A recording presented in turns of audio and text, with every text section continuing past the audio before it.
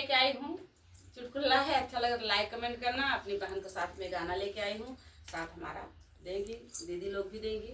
अच्छा लगा तो लाइक कमेंट जरूर करना। नहीं हर बात करी चरो बनी लैया राजाओ, नहीं हर बात करी चरो बनी लैया राजाओ, मिलैया राजाओ, मिलैया राजाओ, मिलैया राजाओ, मिलैया राजाओ, नहीं हर बात करी चरो बनी लैया राजाओ, नहीं हर बात करी चरो बनी लैया राजाओ।